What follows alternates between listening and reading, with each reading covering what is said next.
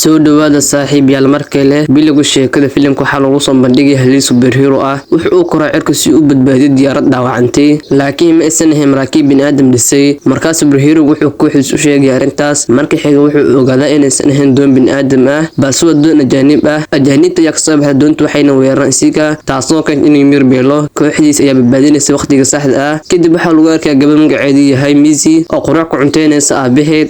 wuxuu ogaadaa warar ku saabsan superhero-ga wuxuu ka walaacaa arintaas kadib wad hadalkooda waxaan ka ogayn in aabaheed uu yahay superhero hadda wuxuu noloshiisa caadi ku nool yahay kadib markuu daawado wararka aabaheed wuxuu go'aansaday inuu aado xarunta xafiiska superhero-ga markuu halkaas tago wuxuu la kulmay madaxda xafiiska superhero-ga madaxda waxay u sheegaysaa sheekada oo dhan iyo sida ajaanibtu u soo weerareen dunida superhero-da ayaa kuwa kaliya badbaadin kara dunida aabaheed wuxuu xasuustaa balaqaadkii gabadhiisa inuu ku yiraahdo marnaba la mashqayni doono superhero-ga laakiin hadda waxay arrin ku saabsan badbaadinta dunida sadarta wajiga balantu gabadhiisa ka qaaday kadib markuu xirto dharka superhero-ga wuxuu diyaar u yahay markii xigmiis waxa lagu arkay dugsiga kooxda superhero-ga waxay qaadaan iyagoo soo gudba xarunta madaxda waa ay la kulantaa madaxda kadib markii ay tagto xarunta waxaa la ogeysiinay carruurta superhero-da ku noolaan doona xarunta ilaa dagaalka dhamaado sidaas darteed waalidiintooda waxay ku qanci doonaan in carruurta ammaan ku jiraan markii xigmiis waxay gashaa qol weyn oo la kulantaa carruur kale superhero-yada ah waxaa halkaas ku jiray gabar waayeel ah wiil jirkiis uu yahay mid fiisan taasina waa jirkiis inuu ku fiican yahay inuu isdheereeyo waxaa jirta gabar aan hadli karin laakiin isku dayaysa in la xiriirto farshaxanka gabar heesta awoodda inay wax soo jeediso iyadoo heestiisa waxaa jira ilmihii dajar iyo aad u gaabis ee caajis ah sidoo kale waxaa jira laba laalo isku dhal ah oo awood u leh inay waqtiga gadaal iyo hore u celiyaan waxaa jira wiil sameeyo wajiyada awood u leh inuu bedelo wajiyada dadka marka xig waxaa la arkay wiil xoog badan oo leh awood badan laakiin aan xakameyn karin wadiisa waxaa jirta gabar yar aad u qurux badan awood u leh inay xakameyso biyaha markii aragta awoodda carruurta Missy waxay isku aragtaa inay tahay gabar caadi ah maadaama aysan lahayn awood marka xiga TV ay ka muuqato si waalidiinta ula dagaalameen ajaanibta waxay u socodsiin doonka waxayna arkeen ajaanibta ka soo baxaysa ajaanibta waxay isku dayeen inay qabtaan superhero-da waxay isku dayeen inay naftooda badbaadiyaan laakiin ajaanibta way ka badbaadiyaan marka xiga waxaa la arkay aabaheed isku dayay inuu badbaadiyo naftiisa laakiin ajaanibta way qabtaan u qaadan doonkooda waxay burburiyeen kaamirada sidoo kale markay arkeen waalidiintooda ku dureystay carruurta waxay noqdeen kuwo niyad jabsan maadaama waalidiintooda yahay rajada kaliya badbaadin kara dunida madaxweynaha Mareykanka ayaa dadka hadal wuxuuna sheegayaa in ajaanibtu hanjabeen haddii aan isku dinaa caqli badno inay burburin doonaan dunida oo qabsan doonaan TV-yada madaxda waxay carruurta u sheegayaan inay haatan ka digtoonaan inay ka baxsan karaan halkaas sababta waxaa jira halis weyn oo dibadda ah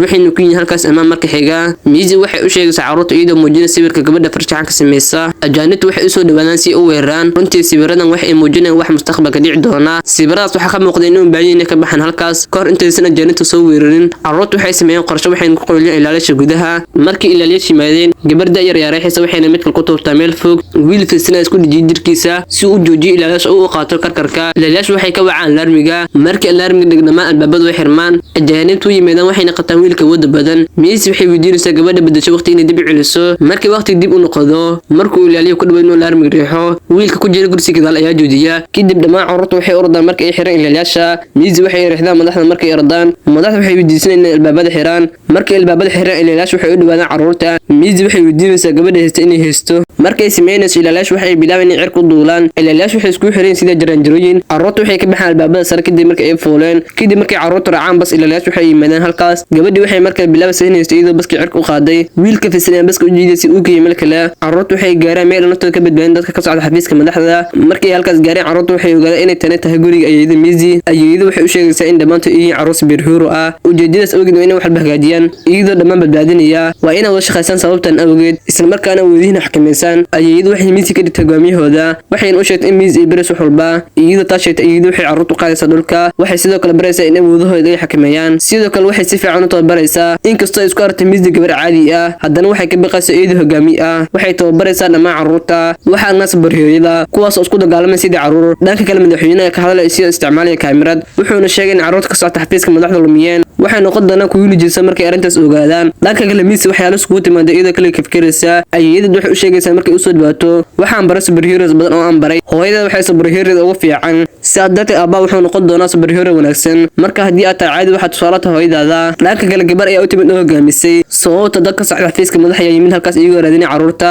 markaas iyadu waxay u dirtaa dhammaan carruurta wada kale marka xiga ajaanib ayaa yimaada wuxuuna dhaabacay ayeeyada Missy waxay u sheegaysaa dhammaan inay tagaan doonka ajaanibta sidoo kale halkaas ku burburin karaan qorshaha sidaas ay loo dhaqaaqay waxayna raacayaan doonka ajaanibta marka xiga waxaan arkay saaxiibka daaliga uu ka haray sidoo kale ajaanibtu waxay arkay iyaga waxayna u sii socdeen inay weerar ku qaadaan wiilka fiisan saaxiibkood u jiiday gudaha wuxuuna albaabka doonka ku xiray markii gudaha u kale carruurtu waxay u dhaqaaqayaan dhanka qalabka iyadoo siisay si ay u gaaraan waalidiintooda ajaanibtu waxay bilaabeen inay weerar iyagoo burburiyeen dhulka carruurtu waxay u ordaan albaab ay naftooda ka badbaadiyaan ajaanibtu waxay isku dayeen inay joojiyaan laakiin gabadha heesta waxay joojinaysaa ajaanibta iyadoo heesaysa carruurtu waxay arkaan boor madaxweynaha sidoo kale halkaas joogay carruurtu waxay ogaadaan halkaas inuu madaxweynaha mas'uulkiya dhammaan boortaas ugu dambeyn waxay ku dhici doontaa dhulka saacad gudood waxayna burburi doontaa dhammaan madaxdu way carruurtu u sheegeen markay ku soo dhawaadaan waxa dalis gelisan oo siina si kastaba noqotee idinka Superhero waalidiintiin ayaa gaaray doonka sidaas awgeed waxa isku dayay inay badbaadiso dunida idinka caawinaysa Superhero carruurtu waxay ku farxaan laakiin wiil kursiga u sheegaya ha aamina madaxa sababta dadkeedu waxay ku rajeen dhammaan dhinacyada marka la eego sawirka bada farshaxanka ayaa xaqiijisay sababta madaxa sidoo kale ajnabi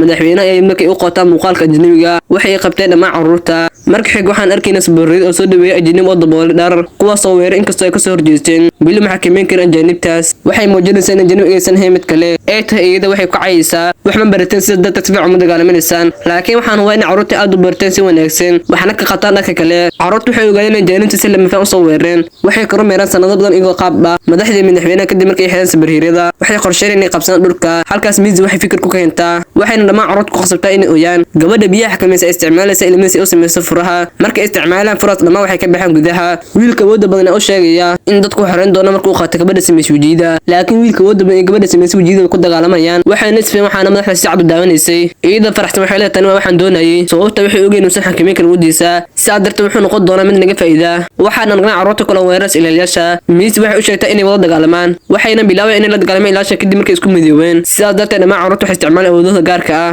dhanka kale dhammaan ilaaliyaashu waxay isku bedelaan ajaanib waxayna qabtay carruurta dhanka kale madaxda ayaa qabtay wiilka wada badan labada walaal waxay dib u urgaan waqtiga iyagoo isticmaalaya awoodahooda wiilka fisan gacmaha ilaashku xidhay kadib markuu gacmihiisa soo jiiday markay tan arkeen waalidiintu aad bay ugu farxeen waxayna bilaabeen dareemaan irim iyo sharafta carruurtooda markay gaaraan carruurta boorta waxay ogaanayaan in boorta ilaalinta awood aan arkin marka xiga gabadha sameysay sawirada ayaa sheegtay aniga waxaan abuurtay awoodda markay tan maqashay miis waxa aad u yaatay maxaa u sameysay awooddan aniga waxaan hogaamiyaha waxaan u baahan inaan wada shaqeyno sida koox gabadha sawirada sameysay ayaa weydiisay haddii sidan taa wiilka xoogan halku yahay marka xiga madaxu ogaatay ilmuhu fadhiyo hortooda uusan wiilka xoogan laakiin uu yahay gabadha sameysay wajida wuxuu ka fadhiyo hortooda si sawirka sameeyay wiilka wajiga xoogan markay tan arkaan madaxda waxay garabka raacaysaa waxayna bilaabtay in saaxiibta u qaado qolka xakameynta si kastaba noqotay wiilka xoogan halkaas joogay wuxuu hore bilaabay shaqadiisa gabadha sawirada sameysay miis weydiisay waa kan markii wiilku uu xoogan ay bilaabay inay garaacaan hogaamiyaha wuxuu sheegay inuu CBY ajnabi ah markaan wuxuu bilaabay inuu iska dhigo hogaamiyaha markay tan maqshay gabadha sawirada sameysay waxay soo bedelaysaa muuqaalka dhabta ajnabiga miis wuxuu sheegtay waan ogeynaa ajnabta markii arkay mid kamid sawiradaada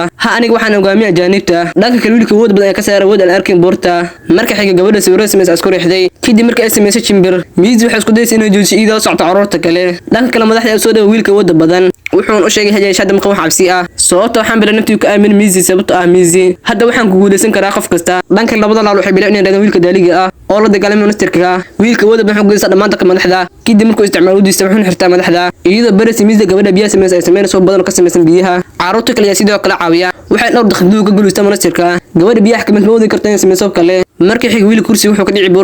boorta waxay ka samaysan biyo markaas oo isticmaal karta markii gabadha saxsameynaysa shirkad biyo ka samaysan markay ka fadhido waxay weeraraan ministarka markii xig gabadha sawirada sameysay ay sameynaysa ministar badan waxayna soo saartaa sawiradaas wiilka fisan ee gacantiisa dhaafiyay miis waxay dhex ka shaqadii markay fadhiisatay ministarada waxay isku day inay qataan laakiin wiilka gadaal waxay gacantiisa natiijada boorta ayaa dhacda miis waxay ku socotay inay dhacdo laakiin wiilka fisan ee gacantiisa kala bixiyay isigoo qabta marka gabadha sawirada sameysay waxay tuurtaa fog raadiyaha boorta laakiin wiilka daali ayaa qabtay wiilka wada badan isticmaalo wadiisa labada carruur ayaa fur iyaga qadar raadiyaha koor wiilka fisan ee raadiyaha ku dhigi boorta marka xiga boorta ay furmaysa dhammaan Superhero soo baxaan marka Artemis ay artay inay weydiiso maxay tani tahay marka xiga madaxweynaha madaxda gabadha sameysay wajidada soo gaara waxayna soo bandhigaan dhammaan tan inay qorshe lahaayeen waxay sameeyeen dhammaan si ay u leesan dhulka marka xiga carruurta ay la kulmo waalidkooda waxay noqdaan kuwa aad u faraxsan waxay muuqaal aad u faraxsan markay dhammaan waalidiinta ay shaafad ku noqdeen carruurtooda seenka xiga waxaa naga dhammaan carruurta u diyaar ah inay wajahaan caqabadaha soo socda filimku wuxuu ku dhamaadaa sidaas maasanid